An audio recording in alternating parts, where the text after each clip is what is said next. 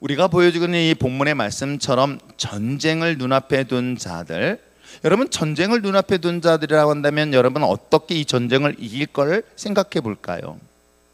여러분 전쟁을 눈앞에 뒀다는 것은 그만큼 급박하고 그만큼 위기적인 상황이면서 전쟁을 준비하는 가운데 내가 무엇을 먼저 할 것인가 라고 한다면 당장 공격해오는 대적들을 물리치기 위한 실제적이고 현실적인 방법을 먼저 선택하는 것은 당연한 것일 거예요.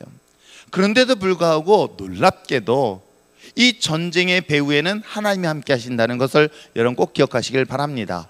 그 얘기는 뭐냐면 우리 인생에서도 크고 작은 어려움의 문제들은 피할 수가 없는 거예요. 그게 사업의 문제든 인간의 관계의 문제든 인생의 육신의 연약한 질병의 문제이든 다양한 인생의 문제를 우리 삶 속에 부딪히게 되어지는 거죠. 이것을 하나의 전쟁으로 보는 것입니다. 영적 전쟁이든 육체적 전쟁이든 상관없이 문제를 우리 눈앞에 만났을 때에 여러분 대부분의 사람들은 어떤 방법을 선택할까요? 만약에 물질의 어려움의 문제를 만나게 되어지면 먼저 머릿속에 생각하기는 돈을 어떤 방법으로 구할 것이지 라고 먼저 그 돈을 구하는 방법을 선택할 것입니다. 또 육신의 병으로 인하여 급박하게 어려움이 생겼을 때는 또 어떤 방법을 생각할까요? 어느 병원으로 가야 되지, 어느 좋은 의사를 만나야 되지 라는 등등의 수많은 정보를 먼저 여러분 찾게 될 것입니다.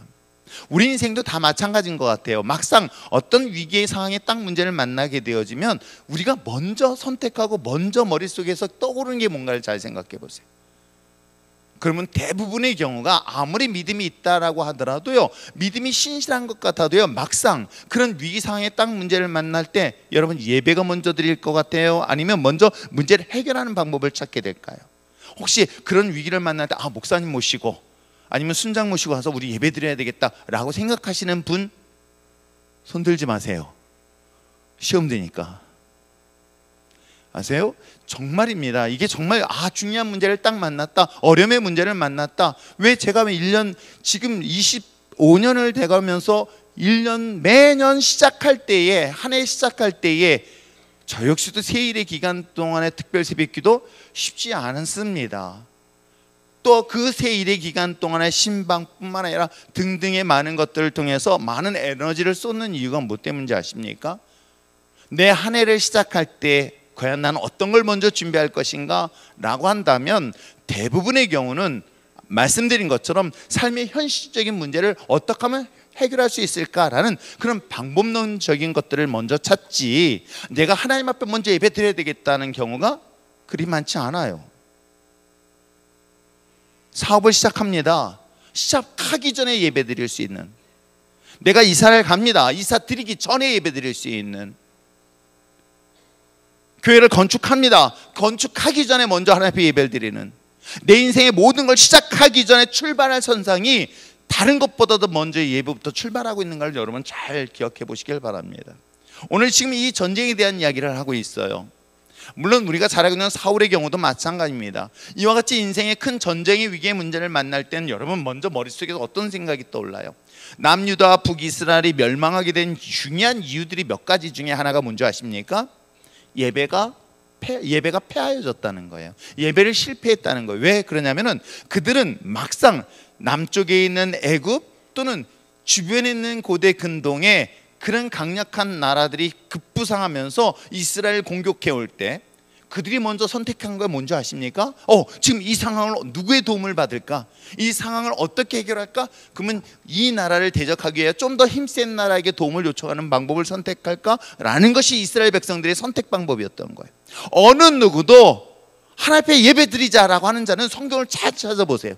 어느 누구도 지금 이 상황에서 하나님 앞에 나와서 예배 드리자라는 말을 어느 누구도 듣지 않았을 뿐만 전하는 자가 없다는 사실 여러분 아십니까?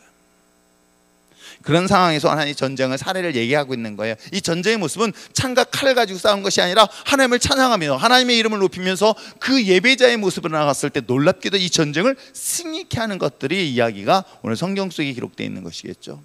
그러면 여러분 정말입니다. 이거 뭐 이거 한번 좀 도전해 본다고 손해볼 거 없는데, 그래 내가 진짜 급하지? 그러면 먼저 하나님 앞에 예배 드리자. 그 하나님이 나의 인생을 책임져 주실 분이라는 것을 정말 강력하게 믿고 나갔으면 참 좋겠습니다.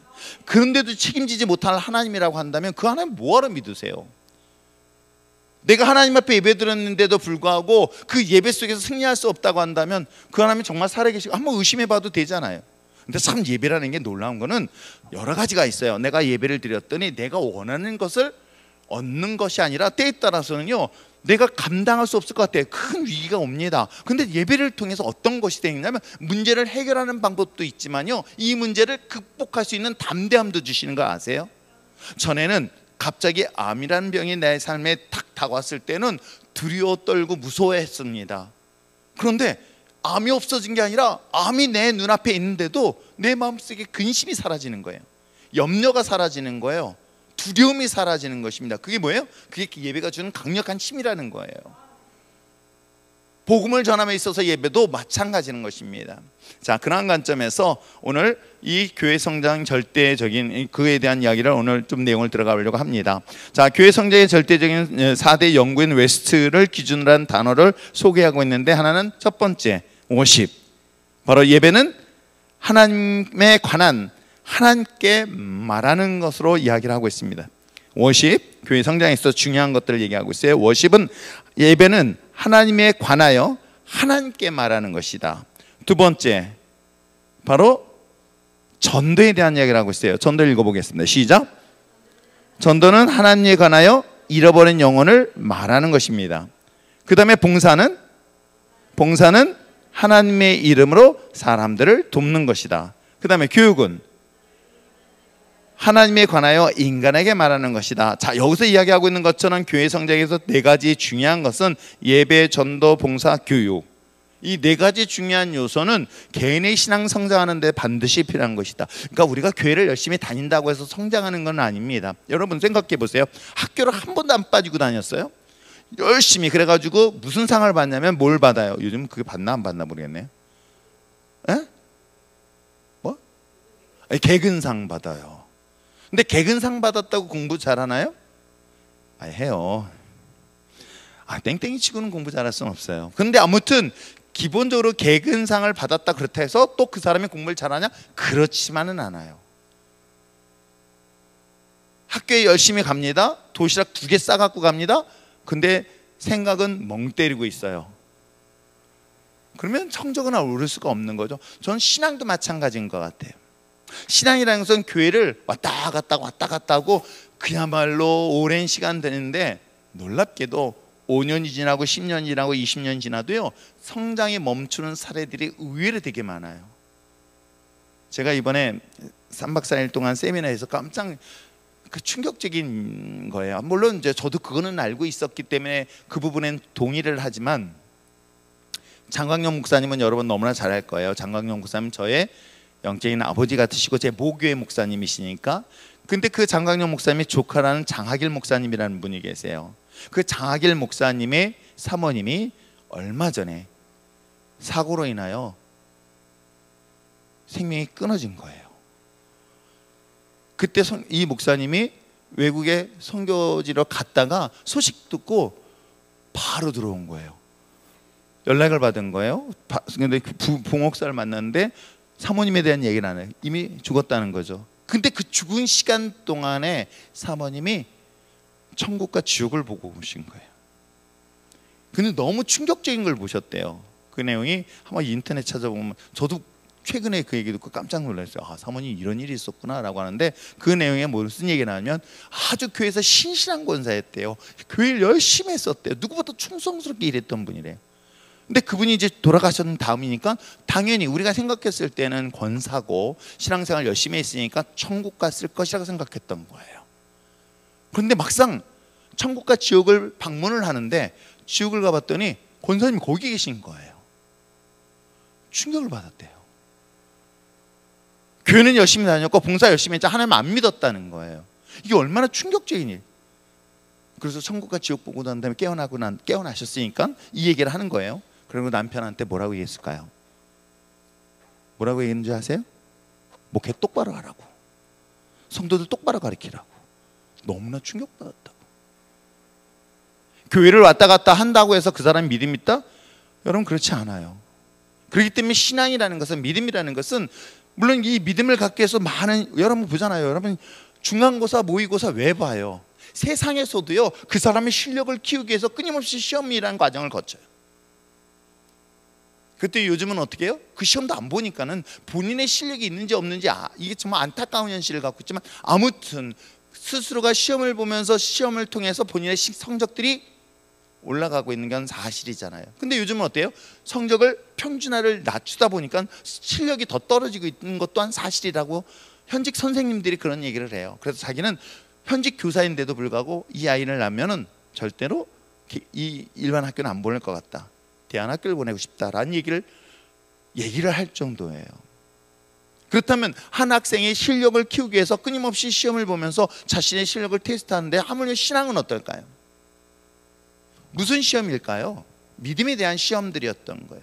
그 믿음을 내가 어디에, 여러분 아무리 화려한 옷을 입었다 한다는데 우리는 언젠가 누군가는 다 죽습니다. 저도 마찬가지고 여러분도 다 마찬가지인 거예요. 그러다 제가 또 지옥 가 있으면 어쩌려는지 모르겠다.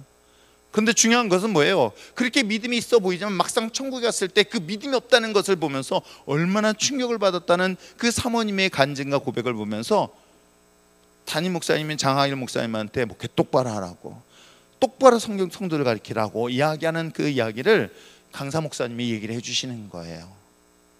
그래서 제가 또 왜냐면 제가 아는 분들이니까 그런 일이 있었을까 해서 찾아봤더니 얼마 전에 그런 뉴스가 나온 게 있더라고요.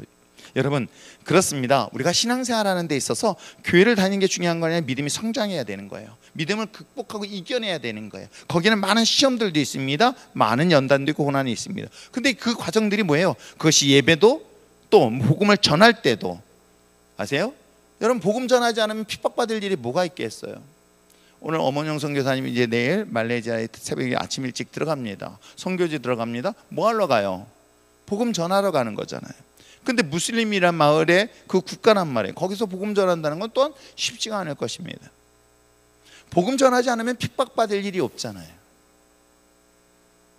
하다못해 이단도 여기 역전 앞에 나가서요, 얼마나 열심히 하는지 몰라요. 신천지, 여호와의 증인, 얼마나 많은 조롱소리를 듣고 그 핍박을 받는지 몰라요. 그래서 이것 또한 예배, 전도, 우리가 봉사하는 것도 마찬가지고요. 뿐만 아니라 내가 말씀을 훈련받는 것도 그 중에 하나인 거예요. 그 말씀은 저는 계속 훈련시켜야 되고, 저는 훈련을 해야 된다고 생각하고 교육을 받아야 된다고 생각하는 거예요. 멈추지 마십시오. 하다못해 목사님, 저희 팀 만들었습니다. 이렇게 얼마나, 난 이런 소리를 정말 듣고 싶은데 우리 팀 한 몇 명 모였습니다. 목사님 좀 가르쳐주면 안 될까요? 라는 소리를 전 개인적으로 듣고 싶고요. 여러분들이 그런 거에 대한 사모함도 가졌으면 참 좋겠어요. 하자 그러면 또 맞을까 봐서 숙제하는 게 힘들어가지고. 우리가 성장을 위해서 개인이 필요한 것들은 예배, 전도, 봉사, 교육, 이 네 가지가 교회에 있어서 아닌 개인의 신앙 성장에서 중요한 요소들. 자, 그 중에서 한번 보겠습니다. 이 중에 예배가 가장 중요합니다. 예배는 성도의 본분이며, 또한 예배를 성공해야 인생은 성공합니다. 이건 정말로 부정할 수 없는 거예요. 동시에 예배는 교회의 최대의 사명이기도 합니다. 그런데 오늘날 코로나로 인하여 그 예배 모이기를 폐하였고, 그 폐한 것들이 자연스럽게 뭘로 만들어졌어요? 영상으로. 그러다 보니까 이제는 굳이 가고 싶어하는 마음이 없어지는 사례들이 의외로 되게 많아요. 그러니 이게 지금 심각한 상태예요. 근데 그런 경우에서 본인이 그것을 만족하느냐? 그렇지 않아요. 그러니까 편리성에 의해서 익숙해져 가는 거겠죠.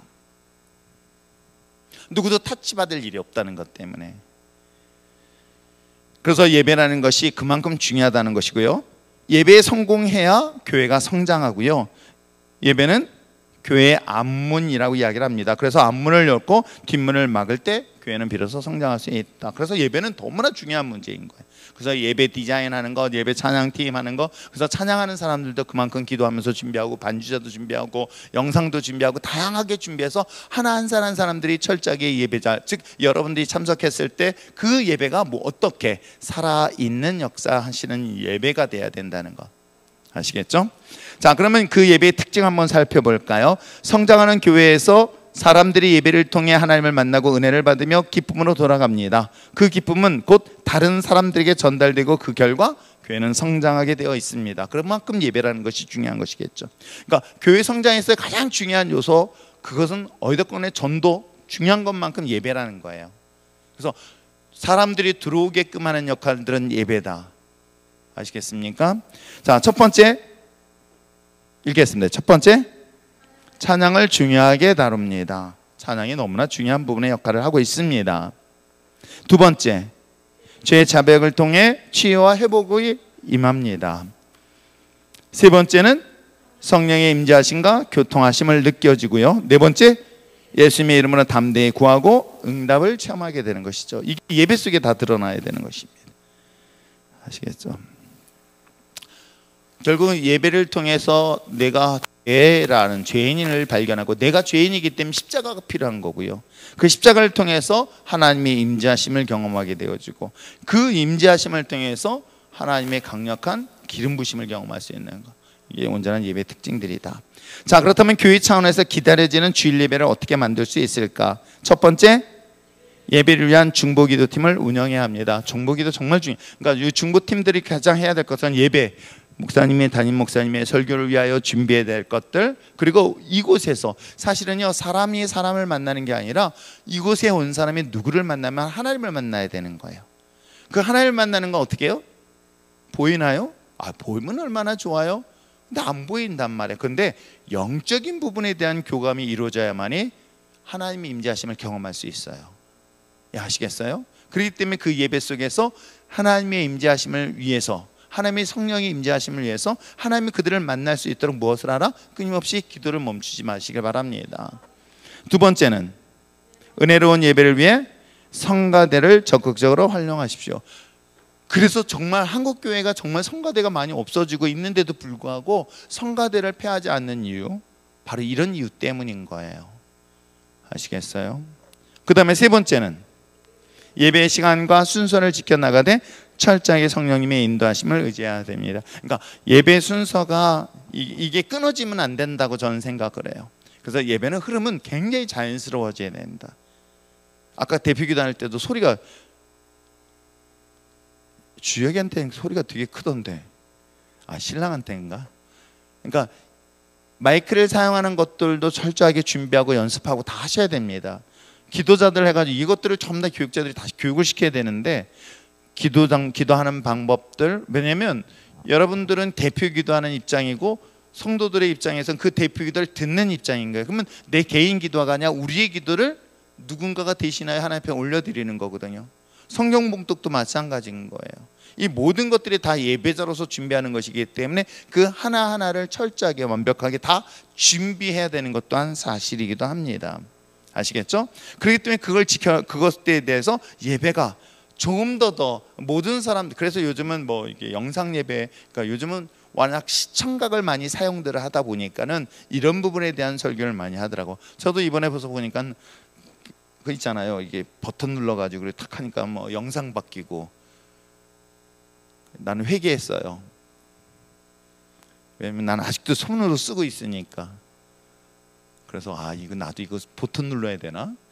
그래서 영상도 이렇게. 근데 참 재밌는 거는 이 설교를 하니까는 그 메시지를 전하니까 옆에 관련된, 예를 들어서 이번에 좀 전에 얘기한 거죠. 장하길 목사님에 대한 얘기를 했더니 장하길 목사님 얼굴이 뒤에서 또 영상으로 또 이렇게 준비돼서 나오고, 막 그렇게 사람들로 하여금 이 모든 것들을 영상화시키고 형상화시켜서 이해할 수 있게끔 돕는 역할도 하고 있더라고요. 근데 뭐 그거는 저 세대 때는 제가 좀 죄송합니다만 아직도 번호표를 받아가지고 기다리고 있는, 은행에서 기다리고 있는 사람이다 보니까 그런 부분들의 활용은 이제 젊은 세대들에게 좀 부탁을 하는데, 어찌됐건 간에 예배에 대한 흐름이 매끄럽고 부드럽고 그야말로 성령의 임재하심 속에서 자연스럽게 물을 흐르듯이 흘러야 된다.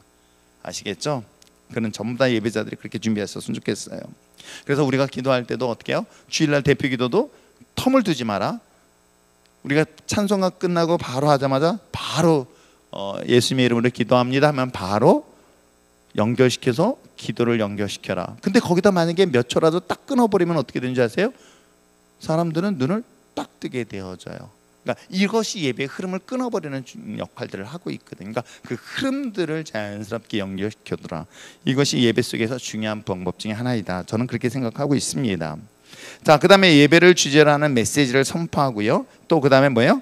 다섯 번째, 함께 참여해 드리는 예배가 되도록 해야 됩니다. 그러니까 예배는 그냥 보는 것이 아닙니다. 예배는 함께 하는 거예요. 그래서 제가 성경을 같이 읽자, 같이 합독합시다라고 하는 것들이라든가, 여기에 대해서 여러분들이 또 우리 지난 시간에 어린 아이들이 나와서 하는 이 모든 일련의 행동들, 그리고 이 모든 것들이 같이 어우러져서 전 교인이 함께 예배 드려지는 것은 여러분들이 예배를 보는 게 아니라 예배를 참여하는 자리에 섰을 때 가능하다는 거예요.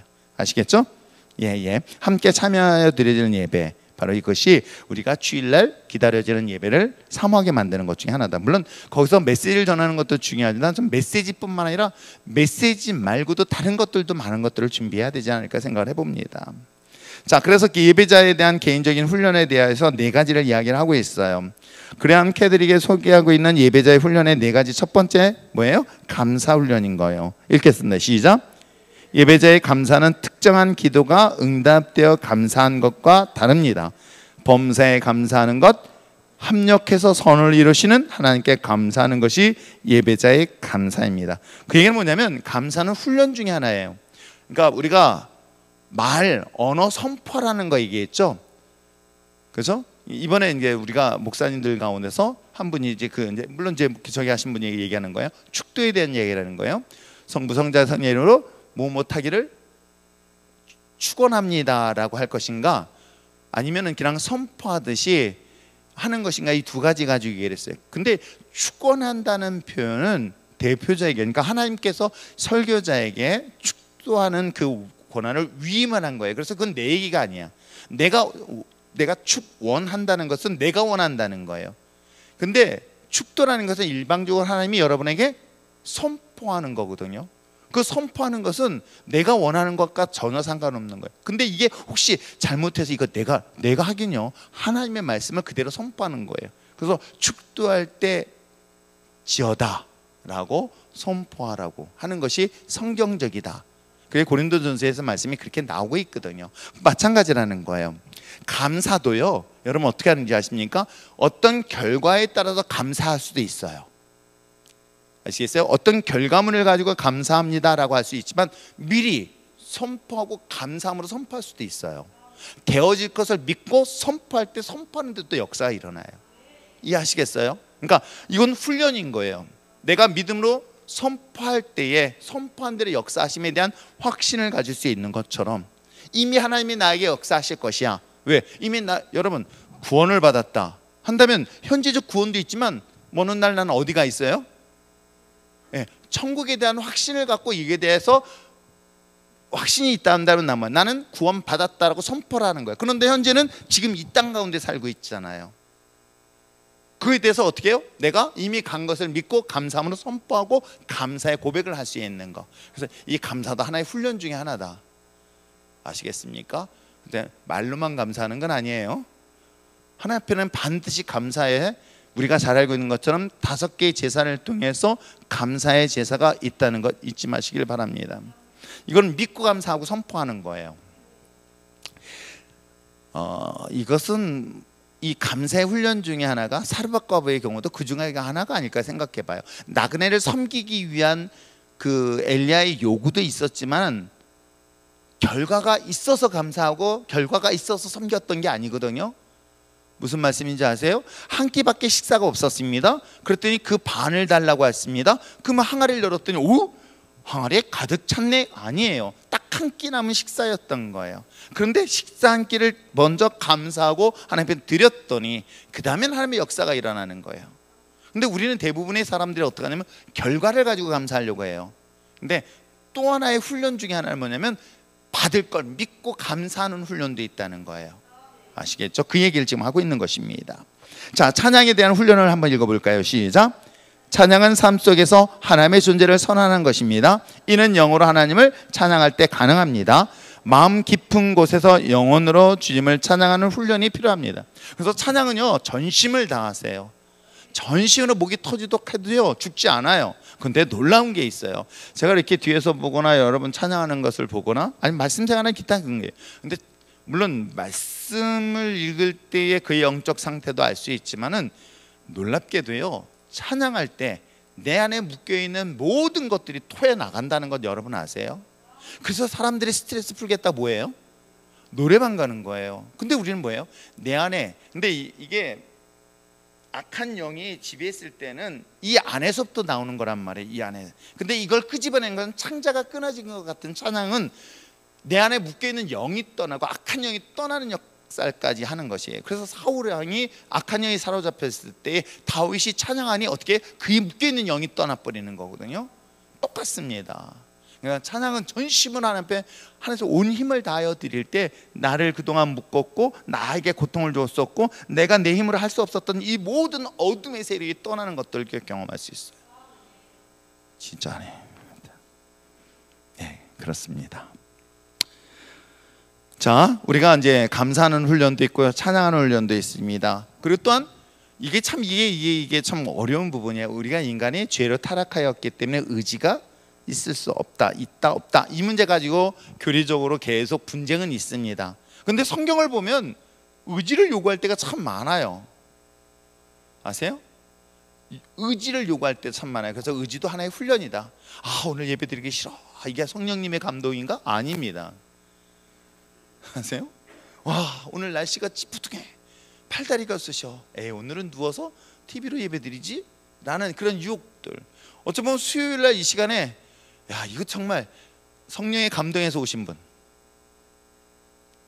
오늘 성령님께서 감동 주셔서 오늘 꼭 가지 않으면 안 되겠다. 한 분도 없네. 두 번째, 가기 싫은데 억지로 왔다. 손 들었어요? 그러니까 제발 이런 질문할 때 얼굴 쪽에서 손 좀 올리지 마. 깜짝 놀랐어. 지금 내가 순간적으로 얼마나 놀랐는지 몰라. 왜냐면 갑자기 서다현 집사가 손을 쑥 올려가는 거야. 올렸다가 이렇게. 권사님 안 그렇죠? 여기 밑에 잡고 계세요. 아유, 제발 그럴 땐 손 올리지 마세요. 근데 때에 따라서는 의지가 필요한 거예요. 의지를 드리는 훈련인 거예요. 아세요? 자, 한번 내용을 읽겠습니다. 시작. 예배는 저절로 드리는 것이 아닙니다. 하나님을 경배하겠다는 우리 자신의 의지적 결단이 있어야 합니다. 하겠습니다라는 말을 끊임없이 되풀이해야 돼. 그래서 가정 예배도 정말 중요한 거예요. 아시겠어요? 우리가 일주일에 한 번씩만큼은, 이제 그런 가정이 있거든. 일주일에 한 번씩만큼은 온 가족이 같이 식사하자. 온 가족이 다 모여서 한 번 식사하자. 각자 너무 분주하잖아요. 그러나 토요일날 오후 시간 하면 주일날 저녁 시간만큼은 아무리 바빠도 우리가 한 식탁 안에 다 모이자. 다 식탁 안에 모일 때 그때 예배 드릴 수가 있거든요. 이런 의지적 결단이 정말 필요한 거예요. 아시겠어요? 그러니까 내가 이렇게 모여서 하나님 앞에 예배 드려야 되겠다라는 것들은 이 의지적 훈련도 내가 예배 드리는 자리. 아시겠어요? 그럼 방해는 누가 제일 많이 해요? 사단 마귀가 참 많이 방해를 해요. 아시겠죠? 이런 의지를 드리기 위해서 기억나는 게 하나 있어요. 그러니까 책상에 뭐 공부를 좋아할 사람 없잖아요. 공부 좋아하는 사람 많지 않아요. 미친 사람 아니면. 저도 무슨 공부가 좋겠어요. 그런데 해야 되겠다는 이 전투적 의지와 그런 것 때문에 한단 말이에요. 근데 우리 옛날에는 도서관이, 독서실이 어떻게 되는지 아시죠? 신발 벗고 바닥에 장판이 깔려 있어요. 그러면 이제 거기서 독서실 끊어가지고 막 가가지고 어떻게 자느냐? 처음에는 이제 이게 이 칸막 있는 데서 머리 이렇게 대고 잔단 말이에요.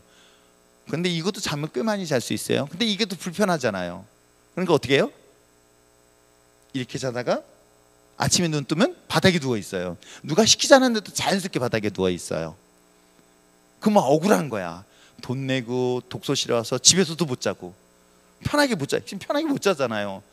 잘 땐 이렇게 자가지고 막 했는데 왜 내가 누워 있는지 이게 아무리 생각해도 기억이 안 나는 거야. 그런데 돈 주고 여기 와서 왜 자? 차라리 그 돈 가지고. 그러니까 막 억울한 거야. 그래서 머리를 썩은 거예요. 어떻게 하냐면 의자를 3개를 놓자. 처음에는 의자를 길게 놔봤어요. 그랬더니 너무 오래 자. 그래서 할 수 없다. 머리, 허리, 다리 3개를 놔요. 일단 불편해요. 그리고 의자가 이게 있다 보면 어떻게 하는지 아세요? 해보신 분 안 해봤고, 우선 해봤어요? 손 들지 말라 그래도. 이게 한쪽 팔이 뚝 떨어져. 이게 이렇게 그러니까 여기다 바지 주머니에다 떨어지지 않으려고 막 집어넣고 그랬는데 어느 순간인가 한쪽 팔이 떨어져 있어요. 그럼 떨어지면 어떤지 아세요?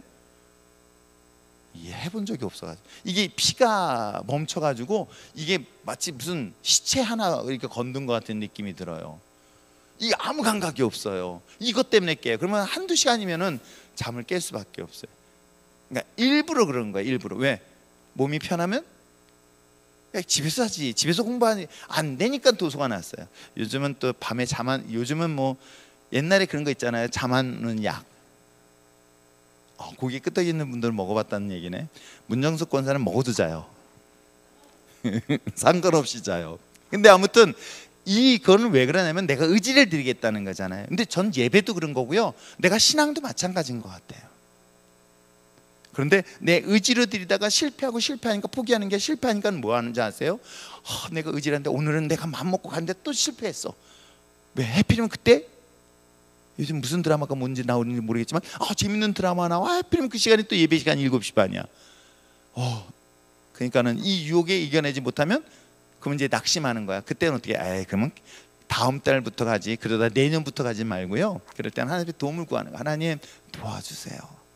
이게 의지인 거예요. 그러면 내가 할 수 없다는 의지 속에서 나가다 보면 어느 순간인가 하나님 나에게 또 공급하는 힘을 주세요. 그러니까 의지가 없이 하나님 앞에 저절로 하지 않게 해요. 내가 하나님 앞에 의지를 드렸더니 하나님은 나에게 힘을 주셔서 그보다 더 큰 일들을 할 수 있게 한다. 이해하시겠어요? 그래서 그것도 하나의 훈련이다. 한때 물질 드리는 거든 봉사해 드리든 어떤 직분을 맡는 거든 예배 드리는 이 모든 것 또한 의지의 훈련 중에 하나다. 아시겠죠? 자, 감사 아시겠죠? 감사도 하나의 훈련인 거예요.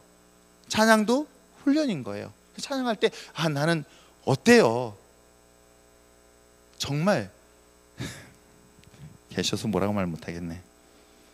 새로운 박자 나와도 새로운 음악 악보가 나와도 상관없어요. 아주 오래전에 개척 때 그 여자 집사님 목소리도 커.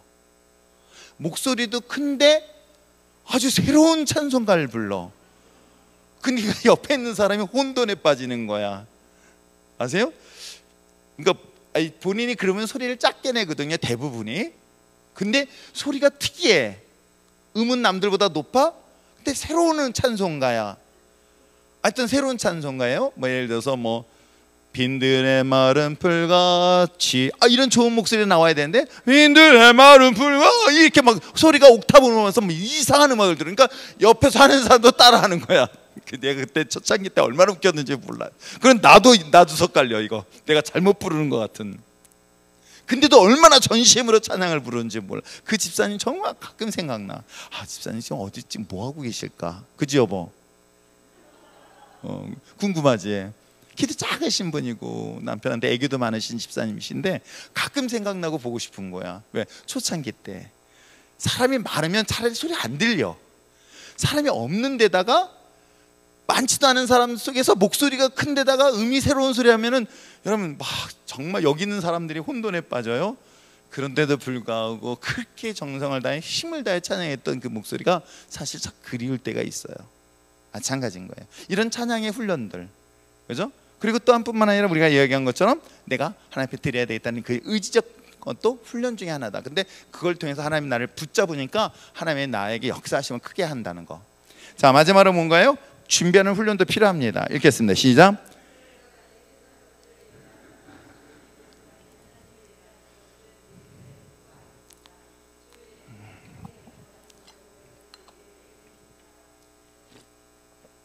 무슨 얘기인지 아시겠죠? 그러니까 평일날은 지멋대로 살다가 마음대로 살다가 주일날만 하는 게 아니라 사실은 그 우리가 예배자의 삶이라는 게 평소의 삶 또한 중요한 것을 얘기를 하고 있어요. 그래서 항상 준비하는 자의 삶, 그러니까 예배를 드리기 위하여 내가 평소에 준비하는 거. 그래서 옛날 어른들이 그런 모습들이 정말 그립고 정말 아쉽다 하는 것 중에 하나가 그런 거예요. 제가 왜 여러분들에게 이 봉투를 쓰면서 기도의 제목을 정성껏 쓰라, 글씨를 잘 쓰던 못 쓰던 깨끗하게 쓰라 하는 이유가 뭔데요? 아세요? 까짓거 바구니 돌면서 주머니에서 이거 할 수 있잖아요. 그거 말고 단 1,000원일지라도 내가 여기서 준비를 해서 드려야 되겠다. 마찬가지인 거예요. 저 어렸을 때만 하더라도 권사님들은요, 토요일 날이면 반드시 목욕지게 하고 오세요. 이게 불교의 영향을 받으셔서 오랫동안 불교 생활 하셨던 분들이잖아요. 이분들은 반드시 4월 초파일 되면 뭐예요? 그 전날 목욕지기를 해요. 뭐 특별한 날 되면요, 그 전날 그 추운 날 뭐 목욕탕이 있던 시절에 아니면 어떻게 해요? 물 데피지 못하면 어떻게 해요? 정성을 더 드려야 된다고요? 그 찬물을 떠가지고 부어요. 우리 할머니가 그랬어요. 이 손자 살리겠다고 그 찬물로 뭐 머리부터 부어. 왜요? 그래서 몸을 깨끗하게 한다고. 그런 정결 예식을 정성스럽게 기억하는 거는 이게 뭐라 그러죠? 이렇게 항아리 있는데 장독대에다가 뭘 이렇게 올려놓고 우리 할머니가 그 목욕하고 나가서 그냥 그 추운 날 비나이다 우리 손자 3일만 놀다가 아프게 해달라고, 하도 매일 아프니까 3일만 안 아팠다가 아프게 해달라고 할 정도로 정성을 들였는데, 하물며 우리 준비는 하나님을 예배드린 자는 어떨까요? 그래서 저는 예배드린 자들의 마음은 항상 평소에도 준비하자, 이해하시겠어요? 그럼 목회자는 우리도 마찬가지로 일주일 내내 준비하고 긴장하고 있는 거예요. 주일 설교를 위해서 계속 일주일 내내 또 새겨보고 또 새겨보듯이 예배를 하나를 준비하기 위해서 여러분도 마찬가지였으면 참 좋겠어요.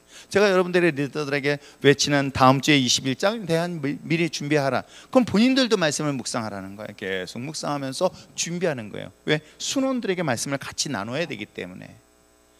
이걸 준비하는 과정들처럼 우리가 모든 것들을 다 준비하면서 하나님께 예배드려요. 왜? 누가 보는지 아세요? 하나님이 보시잖아요. 여러분, 사람 눈에 보이는 게 아니라 하나님이 그 정성을 보고 계시다고요. 맞아요.